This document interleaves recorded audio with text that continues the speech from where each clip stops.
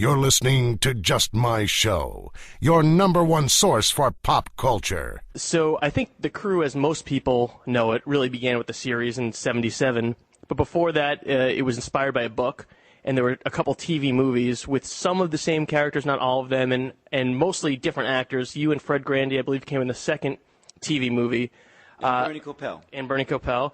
Yeah. In the first TV movie, the actor that played Isaac's name was Teddy Wilson, who you actually also work with on a TV show called That's My Mama. Yeah. Was that purely coincidence? Did you speak with him before you took over the role from him? No, you know what happened? Teddy and I talked years later, and they wanted him for the second pilot. And he's told me that he had a shot. I don't know if you remember the show Sanford and Son, Red Fox. Of course. They lost Red Fox, and they were going to do a series around the house that Red Fox lived in called Sanford Arms. So Teddy Wilson, they wanted him to star in that. So he had a kind of a co-starring role in Love Boat and a starring role in Sanford Arms. And so he said and it was guaranteed 13 weeks. And Love Boat had problems the first time. They actually had problems the second time, and they had to do a third pilot. So Teddy kind of felt the problems with the second pilot. So he opted to do Sanford Arms, which he says, Ted, I mean, you don't know in this business. You go for what seems to be the best deal, and that was for him the best, because he's going to be starring on a half-hour sitcom with very successful producers. It tanked right away. Love Boat, the second pilot, they found me, Bernie, and Fred, and they couldn't find the captain and the girl. And someone allowed them to do a third pilot, and that was Aaron Spelling. Aaron Spelling was not involved in the second pilot. Once Aaron Spelling came on board, we were off and running. So that's what happened. So I said, well, Teddy, I'm very grateful that you felt you needed to do that half-hour sitcom, because you gave me a wonderful gig. Yeah. Now, of course, I have to ask you about the 5 seconds of the opening theme that you probably never thought you'd be talking about almost 30 years later. I can't believe it, yeah. You're talking about the finger point? Yeah, I don't know if there's an official name for it. I think Ant on Fifth Club calls it the Isaac Hay. Oh, is that right? I don't know what you call it, but did they ask you to do this? Did you just do it on your own? No, I did it on my own. It was an ad lib. I mean, it's just something you made up on the spur. Just at that moment is when I did it. There was nobody. They just said, look into the camera and smile. I said, but what is this for? They said, well, it's going to be the opening credits.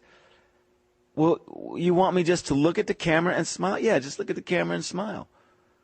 But why am I doing, just Ted, will you just look at the camera? Okay, so then I felt kind of dumb just standing there grinning into a lens, so I just did the point, like, right on, okay.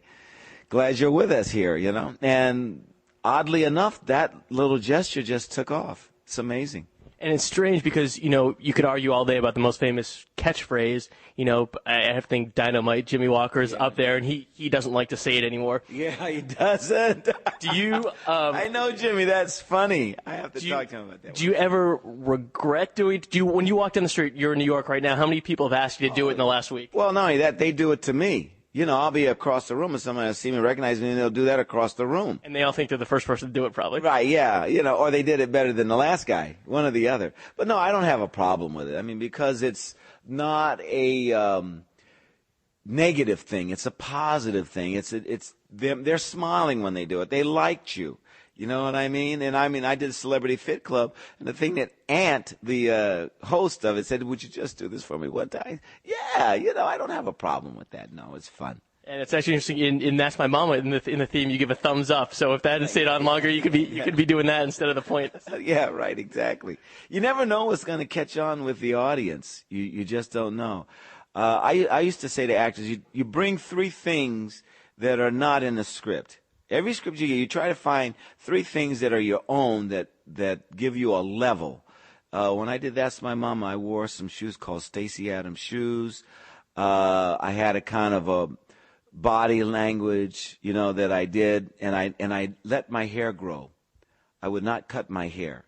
And if you ever watch That's My Mama, from the first year to the last, my hair gets bigger and bigger and bigger. The end joke was, even though I was going to this barbershop, I would never let those 2 guys cut my hair because they didn't know anything about cutting hair. So you bring something. So with Love Boat, I had these shoes that were really comfortable. I had a pocket watch that I wore, and I had the mustache that was a droopy mustache that started out. Those were the three things that I bought to it. And it wasn't any of that. It was the finger point. You just don't know. You never know. So the idea is just to kind of go with the flow. So let me run through some of the cast members, get a quick take from you on some of these people. Gavin MacLeod, of course, was not in the TV movie. He was still busy playing Murray Slaughter on Mary Tyler Moore. Were you a fan of Mary Tyler Moore? Had you watched him before? Oh, yeah, absolutely, because also Mary Tyler Moore had John Amos on there, he was Gordy the Weatherman. And so I always try to make it a habit as homework to look at all of the shows that had black performers on it. And Mary Tyler Moore was one of those shows, and also the writing was superior to most of the shows. So absolutely, I was very much a fan of what they were doing. And were you I would think coming in, he was sort of the known quantity on Love Boat. Were you eager to work with him? Oh, yeah, absolutely, because and when you meet Gavin, he's the nicest guy in the world. He's a great guy. And some celebrities you meet, they're very temperamental or, emotional and all these other things. Gavin was like a joy. And Gavin and Bernie, we call those guys the old farts, Fred and I. I can't tell you what they called us. We were the young, it's a letter that starts with an S and means feces. But that's what they called us, the young, okay? And they were the old farts. Anyway, so the great thing about that, because they were old timers, they'd been around the block once or twice, they kind of gave us a handbook to run the show by. In other words, if you were a guest star on the show, I'd go up to you, Eric. I'd say, "My name is Ted Lange, Eric. Welcome to the show." And I'd shake your hand and kind of welcome you. And if you needed anything, to let you know you could come to me. If you have any questions, you could come. Well, that's a great thing. But only the old guys know that. Now, I mean, if a person goes on the show, I mean, they're kind of like left alone. They don't know who to talk to, what's going on, other than the assistant stage manager, No, we set a tone, and I think that was partly responsible for the longevity of the show, too. For more, go to www.justmyshow.com.